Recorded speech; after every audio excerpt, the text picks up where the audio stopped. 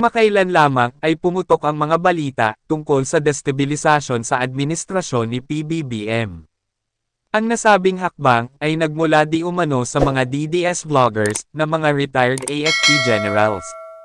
Dahil marahil sa mga balak na pagpapabagsak sa admin ni PBBM, ay gumawa ang AFP ng hakbang upang mapigilan ang mga ganitong masamang hangarin. Ito ay sa pamamagitan ng pagbuhay muli ng AFP-CIG, o Armed Forces of the Philippines, Counterintelligence Group, na siyang magtitiktik sa mga retired and active AFP personnel. At para malaman natin kung ano-ano ang mga tungkulin ng AFP-CIG, narito ang nakalap nating maikling paliwanag dito.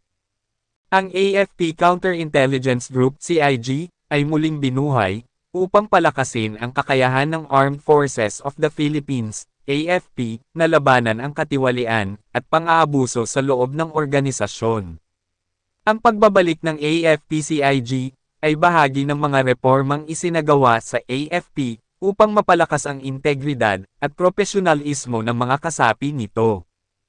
Ang pagkakaroon ng isang matatag at epektibong counterintelligence unit tulad ng AFP-CIG ay mahalaga upang maiwasan ang mga insidente ng korupsyon, paglabag sa batas, at iba pang krimen sa loob ng AFP.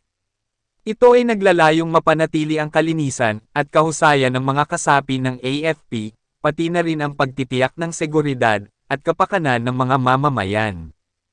Sa pamamagitan ng pagkakaroon ng AFP-CIG, ang AFP ay naglalayong mapanatili ang integridad ng kanilang hanay, at masiguro na ang mga kasapi nito ay sumusunod sa mga patakaran at regulasyon ng militar.